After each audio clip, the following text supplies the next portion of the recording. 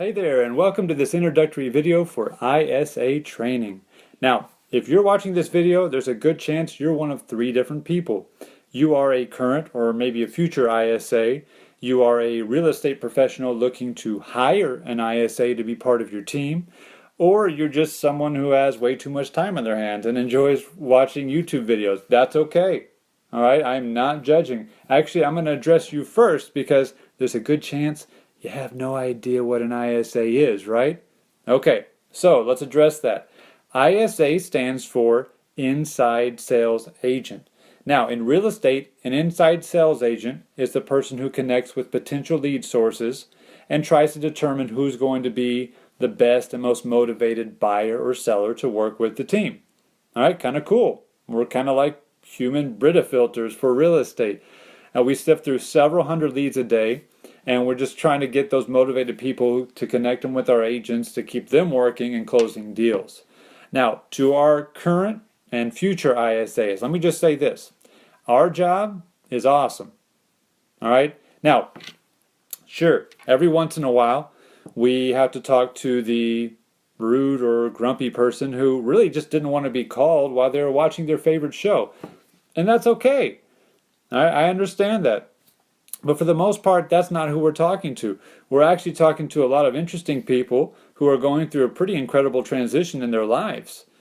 Now, I've often been asked by the guy who stares at me in my bathroom mirror, what does it take to be a good ISA? Well, Senor Handsome, let me tell you, a good ISA is someone who can be both caring and not caring at the same time.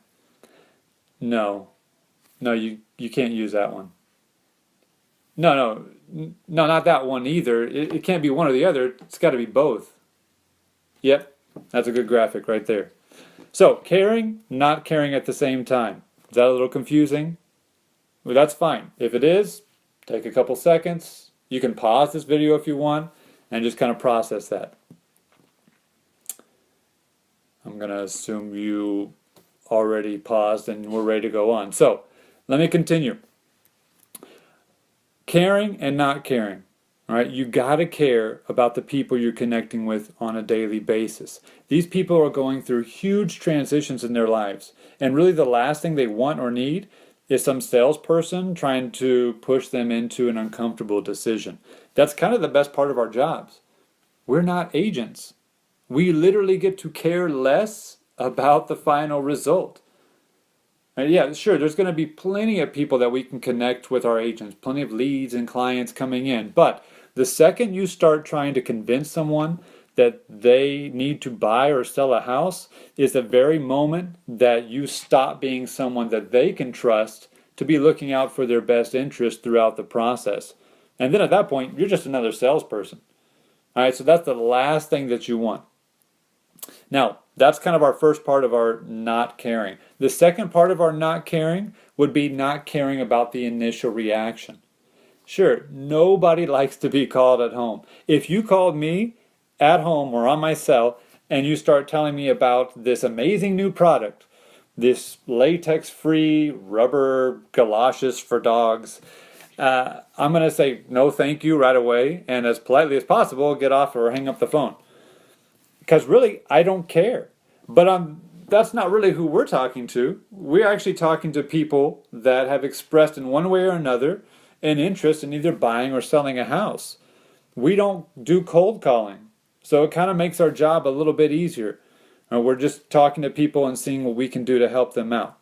Now, sure, every once in a while we're still going to get bad reactions. If someone gets upset when I call, you know what? Okay. If they're rude, really no big deal. If they hang up the phone before I even get a chance to say who I am or the company that I work for, really I don't care.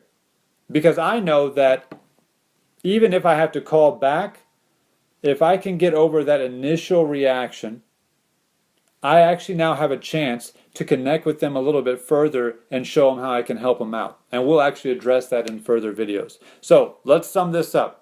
If you want to be or hire a good ISA, you actually have to hire or find someone who is both caring and not caring at the same time. Gene, come on! You had one job! Oh, sorry. Okay, it's hard to find good help. All right, well, is that confusing? I really hope not, but if it is, don't worry about it. We're actually going to unpack this a little bit further in some of the other videos, so keep joining us.